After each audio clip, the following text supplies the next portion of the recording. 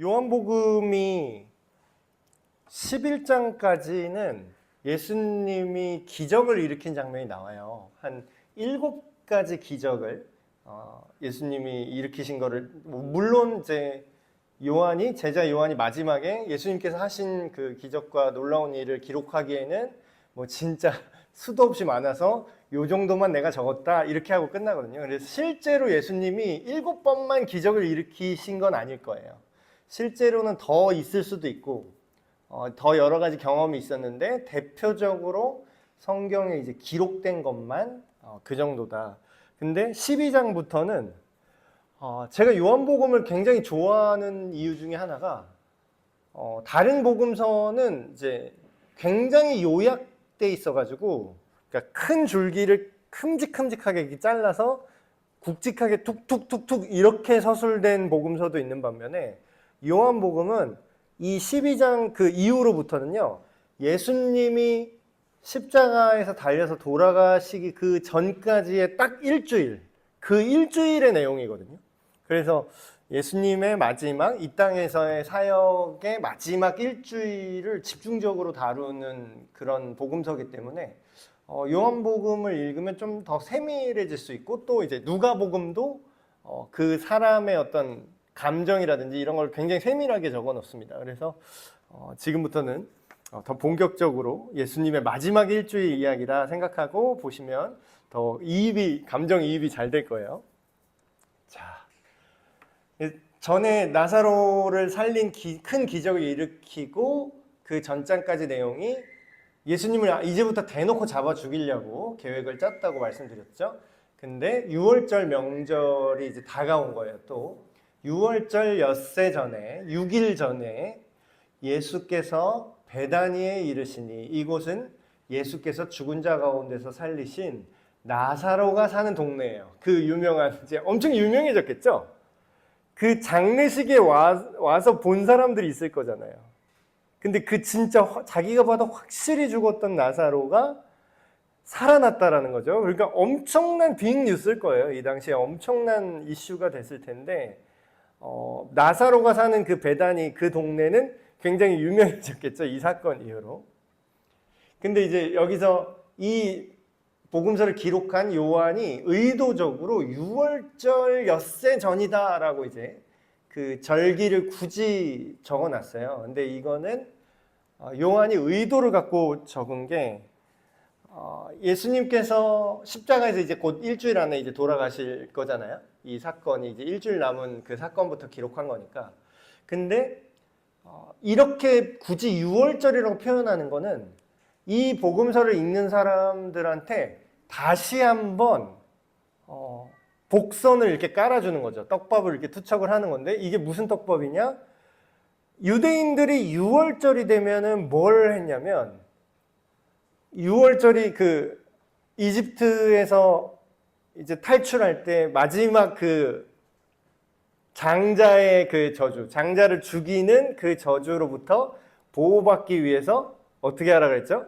그 집 문설주에, 우리식으로 말하면 문지방이죠. 문지방에 어린 양을 잡아서 그 피를 바르면 그 집은 죽음의 사자가 죽이지 않고 건너뛸 거야. 그래서 건너뛰다, 유월, 이게 건너뛰다라는 뜻이거든요. 이게 영어로 하면 패스오버. 원래 죽음이 나한테 와야 되는데 그 죽음이 대신 어린 양의 피를 발라서 어린 양이 대신 죽었기 때문에 내가 죽어야 될 거를 넘어갔다. 죽음이 나를 건너뛰었다. 그래서 이제 그걸 기념하는 6월절인데, 이거를 굳이 얘기한 건 뭐예요? 예수께서 6월절 어린 양 같은 일을 하실 거라는 걸 암시하는 거예요. 이 구절에서부터.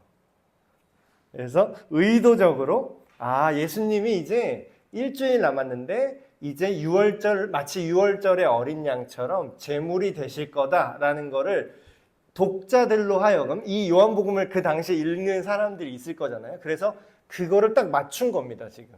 그걸 의도하고 6월절이라는 표현을 굳이 쓴 거죠.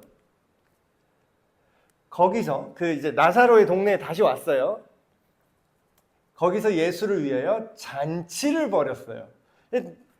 나라도 잔치 벌였을 것 같아요. 생각해 보세요. 여러분의 진짜 사랑하는 여러분의 가족이 있잖아요. 그 죽어서 그 3일 지나서 시체 썩고 있는데 그걸 살려놨단 말이에요. 그러면 진짜 엄청난 대단한 일을 하신 분이잖아요. 예수님이 이 가족들에게 있어서. 그러니까 마르다, 마리아, 나사로, 살아난 본인 나사로까지 해서 이 세 남매는 예수님이 다시 오셨다 하면은 뭐예요? 잔치가 절로 나오는 거예요. 잔치가. 그래서 예수님 오셨다 그러면 난리가 난 거지. 그래서 마르다는 옛날부터 마르다는 일을 잘했나 봐요. 음식 잘 만들고 이렇게. 마르다는 일을 하고 나사로는 예수와 함께 앉아 있는. 근데 여기 앉아 있다고 표현을 했는데 이게 성경의 번역이 그 문화적 상황까지 번역을 하지를 못했어요. 그래서 예를 들면 저기 우리 교회에도 그 최후의 만찬 이래서 12제자들이 함께 식탁에 앉아서 식사한 것처럼 이렇게 그림이 그려져 있잖아요. 근데 저거는 성경이 유럽을 거쳐서 미국을 거쳐서 우리나라에 들어왔잖아요. 중국 한자 번역을 이제 우리나라에 들어온 거잖아요. 그러다 보니까 서구 사회 사람들이 생각했을 때 성경을 읽었을 때는 본인도 예수님이 이렇게 앉았다, 식사 자리에 앉았다 그러면 자기들 식탁을 상상한 거예요. 그래서 서구권은 저렇게 식탁 문화가 저렇게 돼 있죠. 테이블이 있고 의자 있고 앉아서 식사하는 거. 근데 유대인들이 자리에 앉았다라고 하면은 어떤 느낌이냐면요. 서구의 문화가 아니라 여기 써놨지만 팔레스타인 그 지역, 중동 지역 그 지역의 문화로 이걸 읽으셔야 돼요. 그러니까 정확히 말하면 예수와 함께 앉았다라는 게 우리식으로 이렇게 탁탁탁탁 의자에 앉은 게 아니라 어떤 식으로 앉냐면 앉는 것도 아니에요. 반 누워 있는 거예요. 이러고 있는 거예요. 그러니까 우리 문화는 이게 되게 충격적이죠. 이게 굉장히 버릇없다고 생각하잖아요. 근데 최후의 만찬도 원래 저렇게 그리면 안 돼요. 원래대로 그리면 어떻게 그려야 되냐면 이렇게 누워 있는 거예요. 그럼 누워 있으면 그 성경에 보시면 그 사랑하시는 제자가 예수의 무릎을 베고 누웠더라 이런 표현이 나와요. 근데 그게 우리가 보면 굉장히 어색하잖아. 뭐 게이야? 막 어떤 사람은 또 게이설 막 이런 거 그런 걸로 하는데 그 남자끼리 왜 무릎 베기를 왜 배? 그게 되게 이상하죠. 우리 문화에는. 근데 그 문화가 이렇게 누워서 밥을 먹는 문화이기 때문에 이렇게 다 같이 앉았다라면 어떻게 앉은 거죠? 이 사람이 이렇게 비스듬히 누우면 그 다음 사람이 여기에 빌 수밖에 없는 구조인 거예요. 그러니까 사람이 이렇게 포개져서 착착착착착 비스듬히 누워서 이러고 밥을 먹는 거죠. 그래서 성찬식도 이렇게 하는 거예요. 저 최후의 만찬도 자 잔을 들어 이게 이 자세예요. 굉장히 어색하죠. 우리가 볼 때. 그래서 여기도 예수와 함께 앉아 있는 자 중에 나사로가 있더라 했는데 이렇게 앉았다기보다는 아마도 그들의 문화로 이렇게 앉아 있었을 것이다. 네, 그렇게 한번 장면을 상상해 보시고요. 네, 그래서 비스듬히 누워서 있는 거죠. 근데 이때 이렇게 사람들 포개서 착착착착 포개서 이제 식사를 잔치를 벌여서 먹을 거를 막 마르다는 막 이거 드세요 하고 내오고 이제 같이 먹고 얘기하고 예수님 오셨어요. 그래서 예수님 때문에 제가 여기 살아 있습니다. 하면서 막 사람들 지금 막 얘기하고 있는데 갑자기 그 유명한 장면이 나오죠. 네, 마리아가 엄청난 행동을 해요. 그러니까 이게 어떻게 보면 이 행동을 딱 했을 때 분위기가 착 싸해졌을 거예요. 그러니까 시선이 여기에 다 집중된 거죠. 그러니까 어떤 일을 하냐면 진짜 비싼 거예요. 그러니까 한 근 정도 뭐 얘기를 하는데 뭐 600g, 뭐 우리식으로 따지면 600g면 한 요 정도 될까요? 근데 이제 이게 요 정도인데 이게 지금으로 하면 향수 같은 겁니다. 향수. 그렇죠. 비싼 향유, 곧 순전한 나드. 나드라는 그 향수 종류의 물질인데 이거를 이 당시의 기술로 추출을 하려면요. 어디 약초나 꽃 같은 데서 이제 진짜 조금 나온대요. 그거를 이 향기가 나는 물질을 연성하는 게 굉장히 어려운 시절이죠. 이 당시에는. 지금처럼 기술이 발달한 게 아니라. 그래서 여자들이 이제 저 향유를 어떻게 모으냐면요. 한 번에 이렇게 살 돈이 없어요. 엄청 비싸기 때문에. 그래서 요만큼 사서 몇 방울 이렇게 넣어요. 샀다. 요거 샀다. 몇 방울 샀다. 그리고 또 돈 모아서 좀 사서 또 몇 방을 놓아서 그런 식으로 모은 게 한근이 된 거예요. 그러니까 이거는 거의 이 여자가 평생 모은 거예요. 평생. 마리아가 평생 모은 거죠. 순전한 나드 한근을 가져다가 이걸 어떻게 됐냐면 이게 엄청 비싼 겁니다. 이거를 예수님 반에 이제 다른 복음서에는 깨뜨렸다고 나와요. 이 그릇을 애낀 게 아니라 그냥 그릇채로 깨버렸다. 그래서 아예 부어버린 거예요. 그냥 이걸 다시 주워서 쓸 수도 없게 완전히 그냥 부어버린 거죠. 뭐에? 예수님의 발에. 그러니까 이게 발 씻는 물, 이 중동 지역이기 때문에 굉장히 먼지가 많았겠죠. 그리고 이제 약간 노출되어 있는 슬리퍼 같은 거 신고 다니잖아요. 우리식으로 말하면 무슨 쪼리 같은 그런 이제 가죽 끈 달린 신발 같은 걸 신었기 때문에 외부에 나갔다 들어오면은 집 안에 들어오면 발을 씻어야 되는 그런 문화인 겁니다. 근데 보통 물로 씻죠. 그것도 노예 같은 사람들이 와가지고 이렇게 물로 이렇게 씻겨준단 말이에요. 근데 물로는 감당할 수 없고 물 같은 걸 할 수 없고 나는 엄청 비싼 걸로 씻기겠다라는 거예요. 지금 예수님의 발을 거기다 붓고 그 다음에 수건 같은 걸로 닦아야 되는데 뭘로 닦아요? 머리가 이렇게 길었겠죠. 이 자기 머리카락으로 그걸 닦고 있는 거예요. 그러니까 이게 굉장히 충격적인 장면이죠. 그럼 뭐예요? 그 집안에 이 향기 냄새가 완전 지금 진동을 했겠죠. 그걸 닦겠으니까. 한근을 닦겠으니까. 이걸 이제 보고서 제자 중에 하나 가룟 유다가 말하되 이 향유를 어찌하여 300데나리온에 팔아 가난한 자들에게 주지 아니하였느냐 하니. 그러니까 여기서 300데나리온이라고 나오는데 그 당시에 성인 남자 하루 일당이 1데나리온입니다. 그럼 300데나리온이라면 건 뭐냐면 1년치 연봉이에요. 성인 남자 1년치 연봉. 근데 아까 얘기했죠. 여자는 일을 못해요. 그만큼 벌 수도 없어. 남자만큼 벌지를 못해. 그러니까 거의 이 마리아는 거의 자기 평생 번 돈이에요. 이게 결혼할 때 결혼 지참금으로 이 향유를 이제 내야 내가 결혼할 수 있는 거예요. 근데 이제 이게 엄청난 파격이죠. 그러니까 사람들이 볼 때 이 여자 미쳤네? 이렇게 되는 거예요. 왜 미쳤느냐? 여기서 자세히 살펴보면 일단 이 여자는 이제 시집은 다 갔어요. 평생 모은 결혼 지참금을 날렸어. 근데 이게 뭐 오늘날 젊은이한테 얘기하면 뭐 결혼 그까이 거 안 하고 말지 이렇게 되는데 이 당시 뭐죠? 여자가 결혼을 안 하면 어떻게 되냐? 굶어 죽습니다. 경제 수단이 없어요. 이 당시에 여자는. 그럼 뭐예요? 여자들이 생존하려면 남편이 있어야만 하는 시대예요. 이 시대는. 그럼 뭐예요? 나는 내 인생을 먹여줄 내 남편도 필요 없습니다. 이런 느낌인 것이. 그러니까 이게 엄청난 낭비로 엄청난 파격으로 이 사람들한테 보이는 거예요. 근데 유다가 이렇게 말했죠. 이게 너무 아깝다.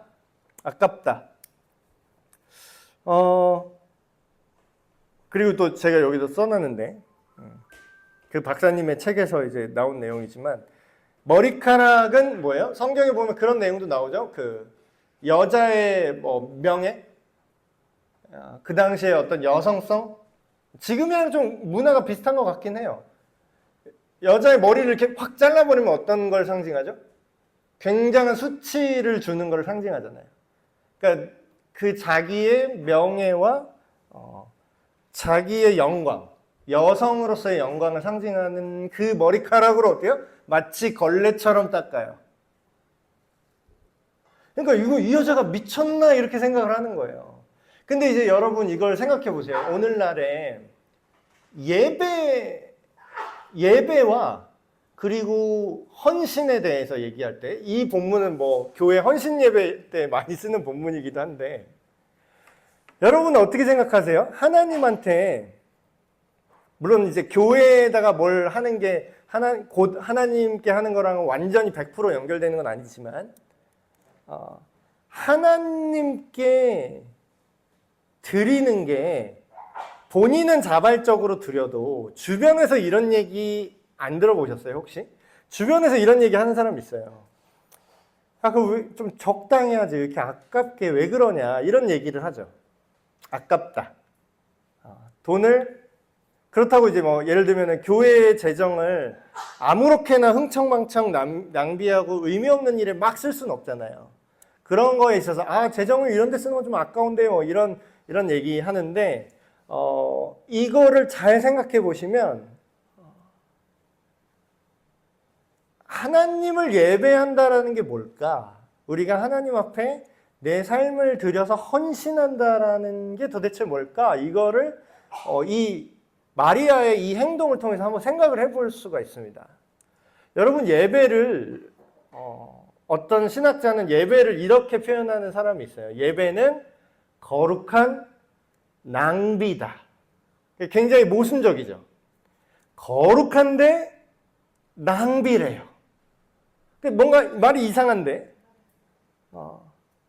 잘 생각해 봅시다. 우리가 주일마다 예배 자리로 나와요. 교회에 와서 예배를 드리고, 혹자는 자기의 시간을 드리고, 여기다가 혹자는 뭐 교회에서 음식을 하실 수도 있고, 뭐 청소를 하고 봉사를 할 수도 있고, 아니면은 뭐 헌금을 낼 수도 있고, 어떤 분은 헌물로 물건으로 후원을 할 수도 있고, 여러 가지 모습으로 하잖아요. 근데 그게 안 믿는 사람이 볼 때는 뭘로 보여요? 낭비로 보여요. 왜 저렇게 쓸데없는데 시간을 버리고 있지? 저 시간에 학생들 같은 경우는 저 시간에 수능 공부를 하면 점수가 더 잘 나올 텐데, 예배 드릴 시간에 더 딴 거를 하면 더 뭐 잘 될 텐데, 돈을 벌면 더 벌 텐데, 막 이런 얘기. 그러니까 이게 오해하지 말고 잘 들으세요. 주일날 교회에서 일하지 않으면, 주일날 뭐 여기다 시간 쓰지 않으면 헌신하지 못하는 거다. 그 뜻이 아니에요. 그러니까 어느 형태든지. 그래서 뭐 무조건 뭐 교회에다가 여러분 돈을 내고 시간을 내고 해야만 헌신입니다. 그걸 넘어서 하나님의 나라와 하나님의 뜻을 위해서 내 마음의 동기가 기꺼이 그걸 해도 안 아까운 동기가 있냐라는 거예요. 자, 이게 굉장히 지금 가룟 유다가 욕을 하죠. 야, 이거를 차라리 이렇게 아깝게, 예수님 발에 지금 뭐 하는 거예요? 깨뜨리고 돈 아깝게. 이거를 차라리 팔아서 가난한 자를 돕는 게 낫겠다. 여러분, 이런 말 하는 사람 중에 진짜로 가난한 사람 돕는 사람 있을 것 같으세요? 이런 말 하는 사람 되게 많아요. 야, 11조 막 욕하면서. 그러니까 교회에서 막 옛날에 막 잘못된 목사들이 막 그걸 내야 복받는다 이렇게 하는 거는, 그거는 비판받는 거 맞아요. 그건 잘못된 말인데, 자기가 오늘날에 너무나 내가 하나님의 교회가, 우리 교회 공동체가 뭐 돈뿐만 아니라 내가 뭐 시간이든 내가 재능이 있어서 교회에다가 재능을 통해서 뭘 하든, 내가 그게 하나님 나라의 원리를 너무 사랑해서 하고 싶은데 누군가가 이렇게 얘기하는 거야. 야, 그 돈으로 차라리 왜 교회에서 그러고 있냐? 차라리 밖에 나가서 다 좋은 데 쓰고, 다 좋은 데다가 막 뭐 어디다 후원하고 고아원에 주고 그러는 게 낫지. 왜 교회에다 그렇게 내고 있냐? 그런 말 하는 사람 중에 교화원 돕는 사람 본 적이 없어. 그 사람 목적이 뭐예요, 지금? 네. 그게 아깝다라는 거예요. 근데 차라리 가난한 자 돕는 게 낫겠다 이렇게 얘기하지만, 그 얘기는 뭐예요? 사람들이 좋아할 만한 얘기를 하고, 그게 입 바른 소리, 옳아 보이는 얘기를 하지만 정작 자기의 그 마음은 없어요. 그럼 뭐예요? 여기서 지금 유다의 포인트는 뭐예요? 가난한 자를 돕자는 게 유다의 본심인가요? 아니요. 아깝다라는 거예요, 이게. 아깝다가 본심이에요. 여기서 이렇게 딱 요한이 씁니다. 이렇게 유다가 말한 이유는 뭐냐? 가난한 자들을 생각하기 때문이 아니라는 거예요. 그는 도둑이라 돈 괴를 맞고 거기 넣는 것을 훔쳐가미로라. 근데 이게 좀, 이거를 그냥 말하진 않았을 것 같아요. 그러니까 12 제자가 같이 다녔잖아요. 그럼 이 말을 기록한 요한은 아무래도 정확하진 않지만 이렇게 표현하는 걸로 볼 때 유다가 그 전체 재정 중에 횡령하는 걸 본 것 같아요. 유다가 그 제자들이랑 예수님이랑 같이 생활하기에 돈 관리를 전담으로 했었잖아요.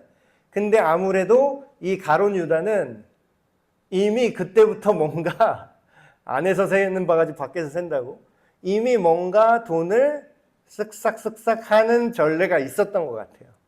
그래서 지금 요한은 그 유다가 그렇게 말하는 거는 정말로 가난한 자를 원하는 게 아니라 그 돈이 여기다 깨뜨리고 그걸 깨뜨릴 바에는 우리한테 후원했으면 우리가 가난한 자 도와줄 텐데 하면서 뭐예요? 자기가 좀 먹었겠다. 그게 아까운 거지. 예수께서 이러시되 그를 가만두어 나의 장래할 날을 위하여 그것을 간직하게 하라. 가난한 자들은 항상 너희와 함께 있거니와 나는 항상 있지 아니하리라 하시니라. 이게 무슨 얘기냐면 가난한 자들을 돕지 말라는 얘기가 아니죠. 지금 예수님이. 근데 예수님은 이 마리아가 이 향유 옥합을 깨트린 이 본심을 알고 있는 거예요. 이게 뭐죠? 낭비하려고 깨트린 게 아니라 뭐가 지금 중요하다는 거를 마리아가 알고 있다라는 거예요. 여러분, 마리아가 그 성경을 잘 읽어보면은 남성 위주의 어떤 그 선지자나 막 위대한 사람들만 있다고 우리가 착각을 하잖아요. 근데 성경을 자세히 읽어보잖아요. 지금 이 시점에서 모든 수제자, 베드로를 포함해서 모든 예수님의 수제자보다 가장 예수님의 말과 복음을 가장 잘 믿고 있는 사람이 마리아입니다. 그걸 어떻게 하냐고요? 예수님이 내가 이제 죽을 거야 라고 얘기를 하셨겠죠. 직접적, 간접적으로.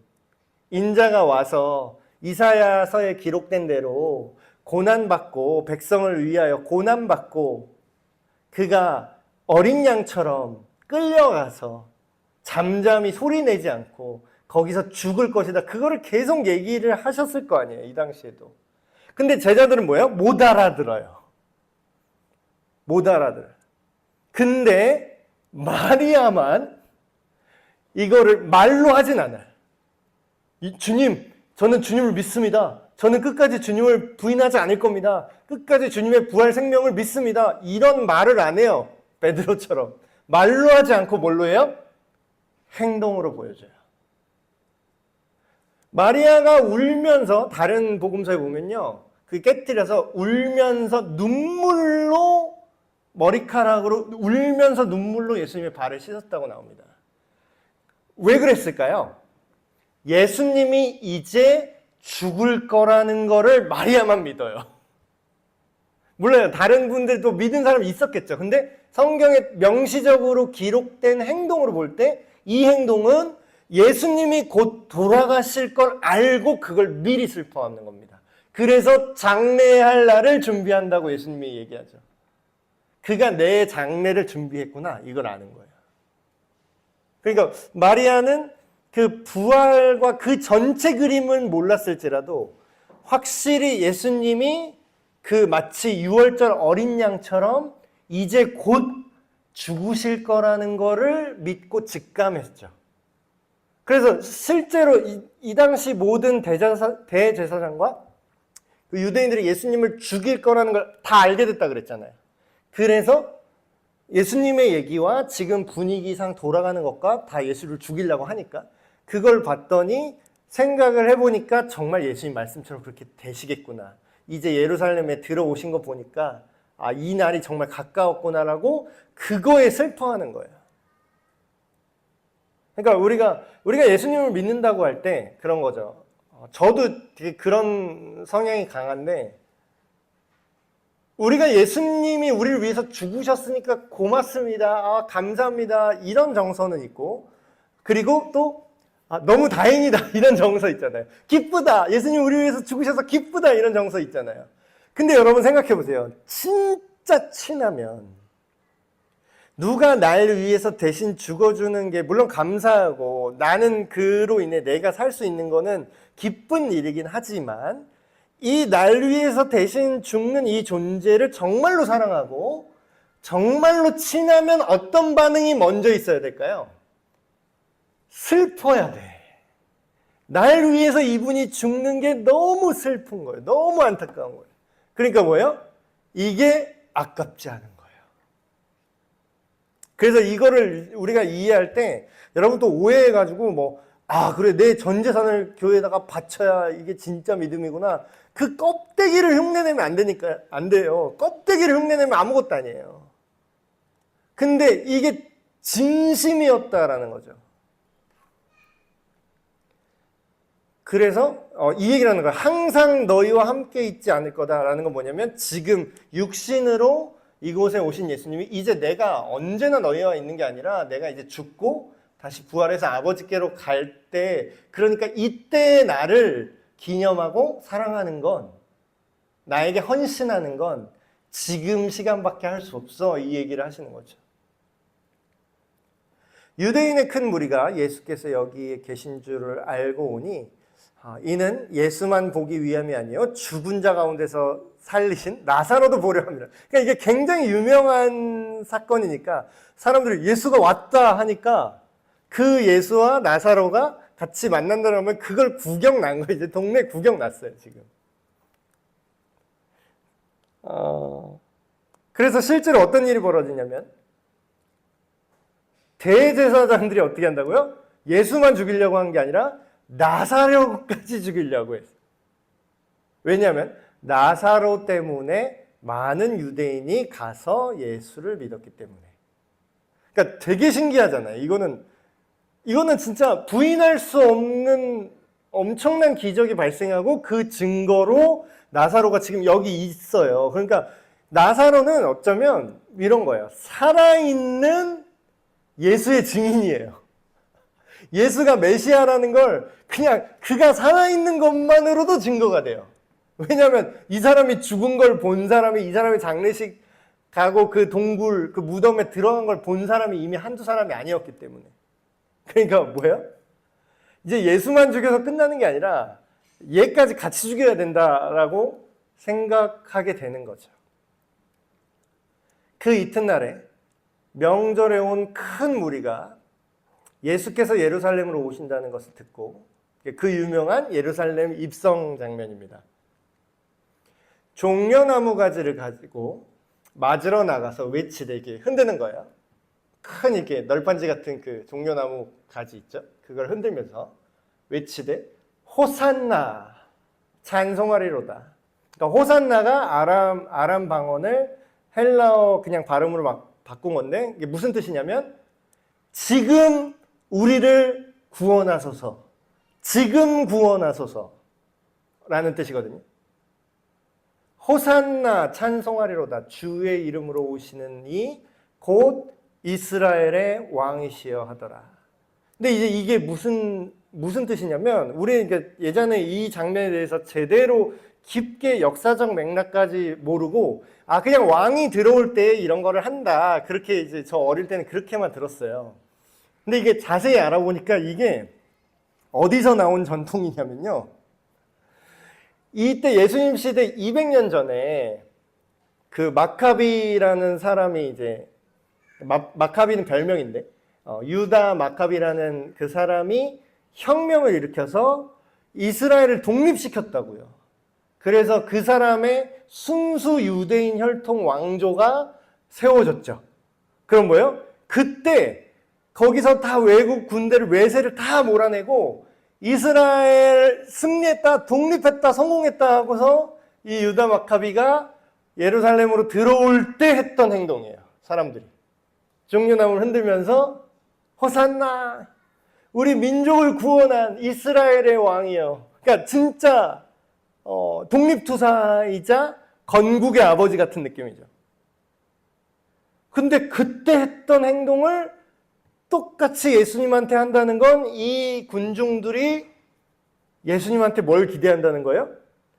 똑같이 정치적으로 로마를 몰아내고 우리 이스라엘 국가를 독립국가로 만드는 독립투사 같은 느낌으로 예수님을 이해하고 있다는 거죠. 근데 예수님이 여기서 기대를 딱 깨고 한 어린 나귀를 보고 나귀, 그것도 어린 나귀의 새끼를 타고 입성을 하세요. 그러니까 뭔가 약간 모양이 빠지죠. 그러니까 이 당시에 마카비가 들어올 때는 못 타고 들어왔을 것 같으세요?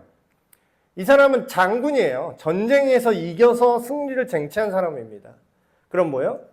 멋있는 말을 타고, 전쟁에 쓰는 말을 타고 들어왔겠죠. 개선 장군, 그래서.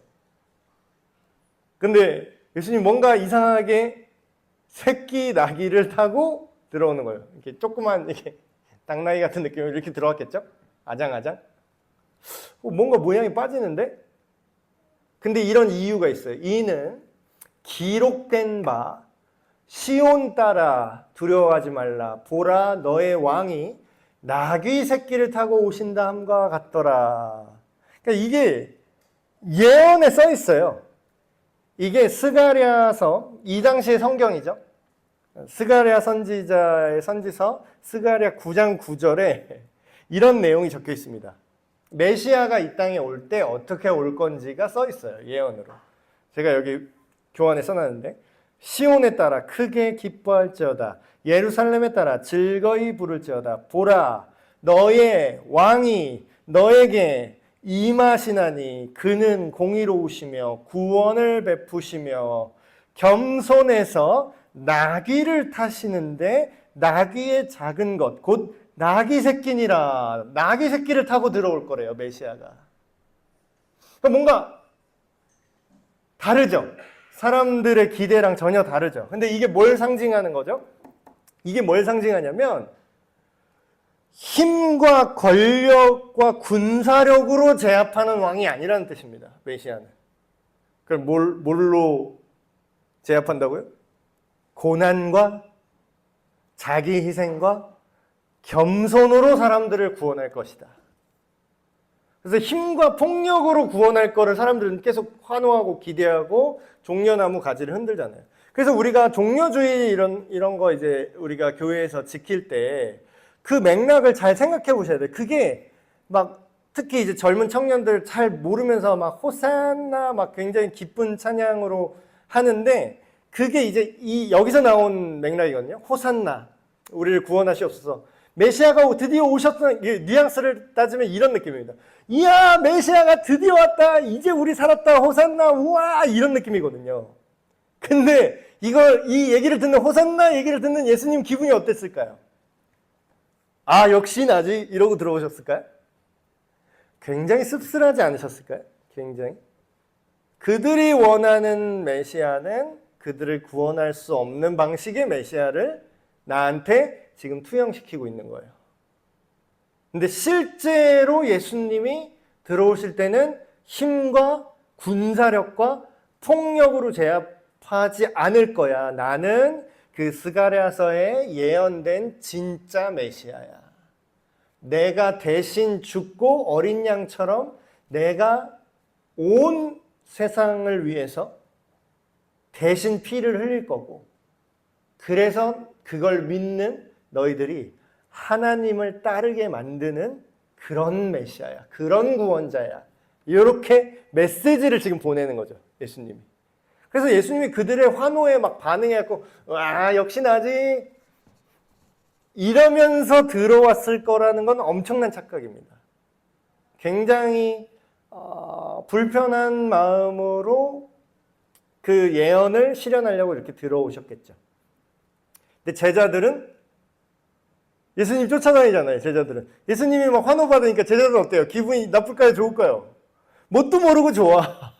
뭣도 모르고 내 어깨가 올라가지 않을까요? 우리 선생님이 이렇게 이제 왕이시구나. 그럼 왕이면 뭐예요? 제자들 성경에 보면 서로 싸운 얘기 나와요. 야 예수님이 이스라엘의 왕으로 등극하시면 그럼 국무총리는 누가 하지? 그러면서 서로 막 싸워. 내가 할 거야. 내가 할 거야. 제자들은 처음에 이 일을 이해를 못합니다. 깨닫지 못하였다가 나중에 예수께서 영광을 얻으신 후에야. 여기서 예수님이 영광을 얻었다는 건 쉽게 말하면 예수님이 십자가에서 죽으셨다라는 거예요. 그걸 이제 성경에서는 예수님이 영광을 받으셨다 이렇게 표현하거든요. 굉장히 아이러니하죠.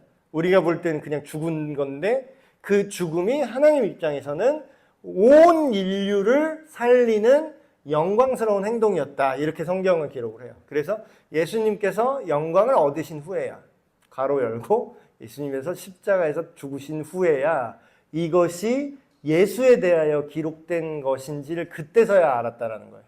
아, 그때 이게 예수님이 나귀 새끼 타고 들어오신 게 그 스가랴 예언 때문에 그러신 거구나. 사람들이 예수께 이같이 한 것임이 생각났더라. 나중에야. 나사로를 무덤에서 불러내어 죽은 자 가운데서 살리실 때에 함께 있던 무리가 증언한지라. 이게 보세요. 아까도 이게 나사로의 존재 자체가 지금 살아있는 증인이에요. 살아있는 증인. 그래서 왜 사람들이 이렇게 환호했을까요? 사람들이 왜 이렇게 난리를 쳤을까? 생각을 해보면 이런 거예요. 여태까지 몇몇 굵직한 예수님이 일으키신 굵직한 기적들을 이제 사람들이 봤는데 이거를 보니까 너무 결정적인 기준인 거예요.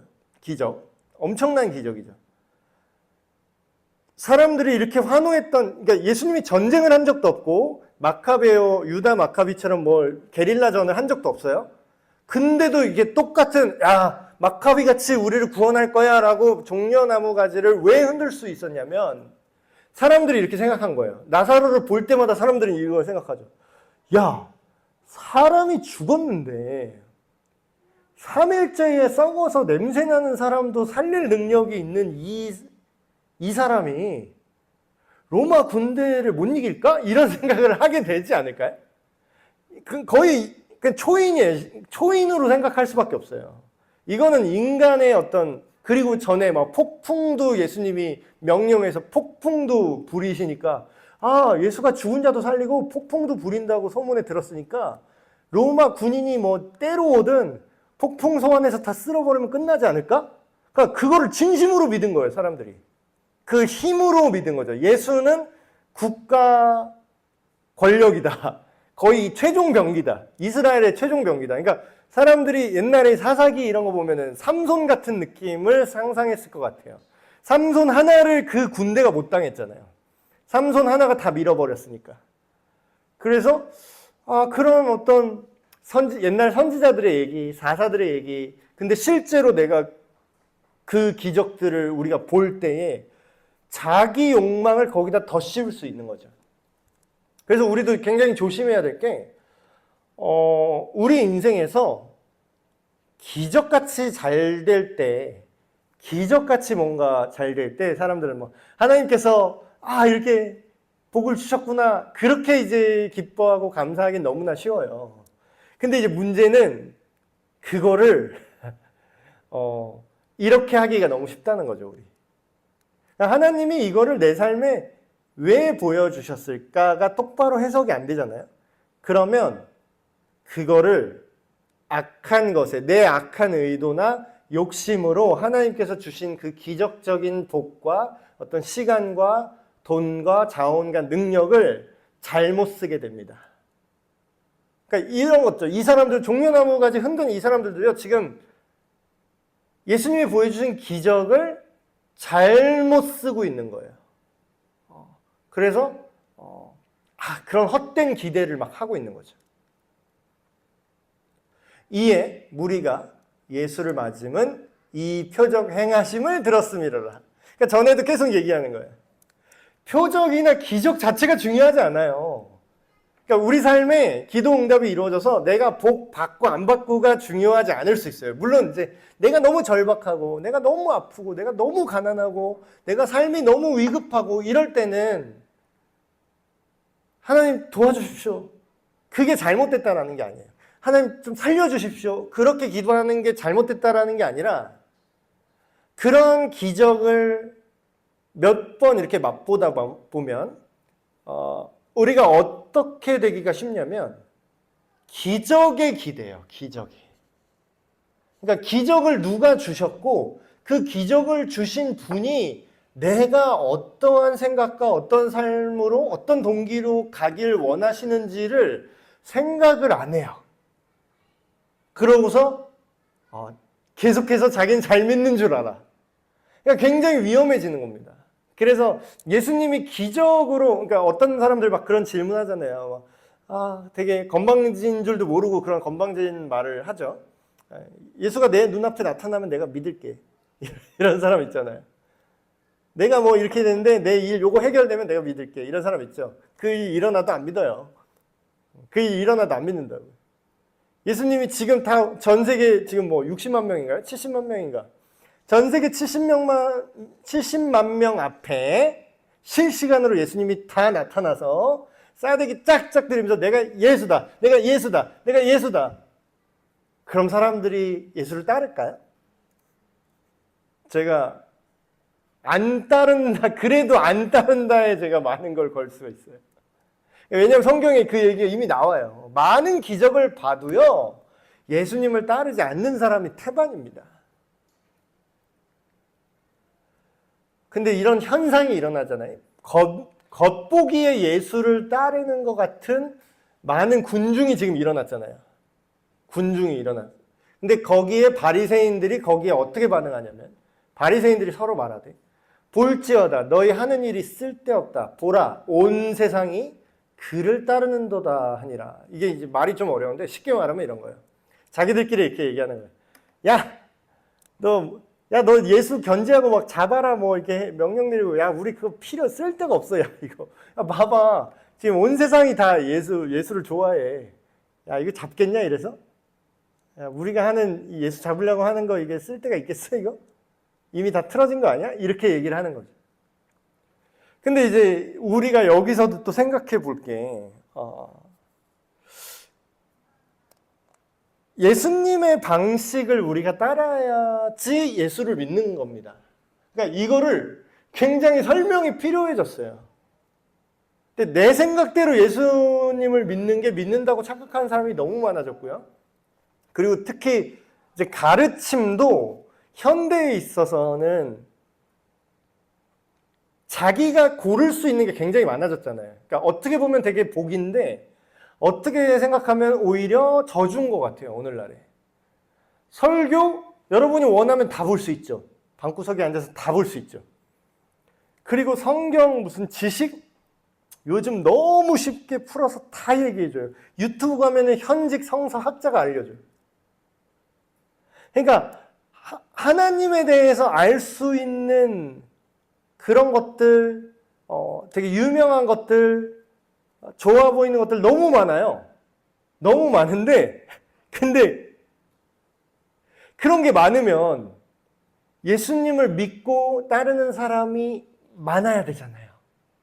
점점 늘어나야 되잖아요. 근데 왜 점점 줄어들까요? 그러니까 제가 동감하는 게 그거예요. 어떤 분이 이제 이렇게 얘기를 했는데, 지금 교회 저출산이라서, 이 사회가 저출산이라서 교회도 쭈그러드는 거야. 물론 아예 틀린 말은 아닙니다. 아예 틀린 말은 아니에요. 근데 과연 교회가 쭈그러드는 게 저출산 때문일까요? 어떤 목사님 그런 얘기를 하더라고요.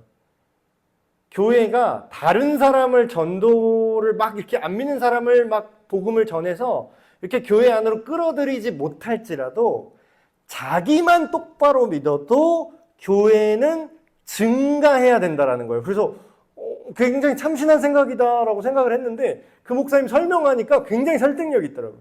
자 보세요 여러분. 내 가정에 내가 예수를 똑바로 믿고 내 아내 우리 둘이 똑바로 믿어요. 그럼 우리 애 낳아요 안 낳아요?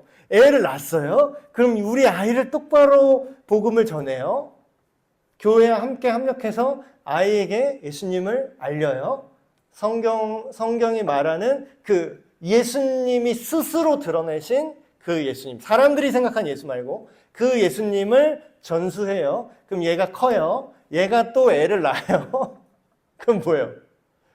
마이너스가 될 수가 없는 구조예요. 물론 이제 돌아가시는 분도 있지만 가만히 한 교회에서 신앙생활을 한다고 생각을 하면 이게 줄어드는 게 이상한 거예요, 사실.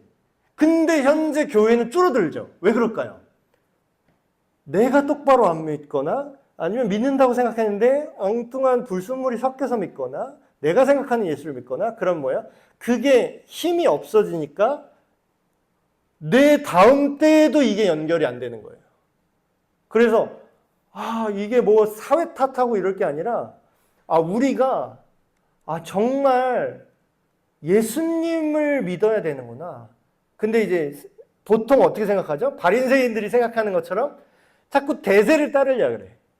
그 교회 그럼 여기 큰 교회에서 이게 유행하더라. 이런 사람들이 이런 거 요새 찬양은 이런 거 좋아한대더라. 교회에서 이렇게 하면 싫어하니까 설교 짧게 하는 게 요새 유행이더라. 이러면서 애들 상품권 주면은 우리 교회 오더라. 이런 거 막 해요. 인기 있어 보이는 거 막 해요. 근데 그거는 예수님의 방식이 아니죠. 지금 예수님의 방식은 뭐예요? 그냥 성경대로 하는 거예요. 예수님도 성경대로 했어요. 성경의 예언대로 하나님이 하신 그 말씀 그대로 순종해서 그 방식대로 해요. 온 세상을 구원해야 된다는 것도 자기 임의의 방식으로 하는 게 아니라 하나님이 결정하신 내가 십자가에서 죽고 이걸 믿는 믿음으로 사람들을 구원하겠다라는 그 방식대로. 그래서 승리주의, 이런 인기주의, 번영신학 이런 거는 예수님의 복음이랑은 너무나 상관없는 얘기죠. 오히려 지금 예수님처럼 낮아지고 자기를 부인하고 겸손한 마음으로 사회적으로 경제적으로요. 예수님을 똑바로 믿으면 어떤 면에서는 사회적 경제적으로 굉장히 많은 손해를 볼 수도 있어요. 왜냐하면 그러니까 내가 지금 보시면 여기 오늘 읽은 마리아의 삶을 보세요. 우리가 극단적으로 이렇게까지 하진 않지만 마리아가 자기가 소중히 여기는 자기 인생의 생계를 포함한 그거를 예수님한테 깨뜨렸다는 거예요. 그럼 이거는 밖에서 볼 때 뭐예요? 이거는 굉장히 바보 같은 짓입니다. 근데 어때요? 이게 예수님을 믿고 예수님의 가치를 안다라는 거예요.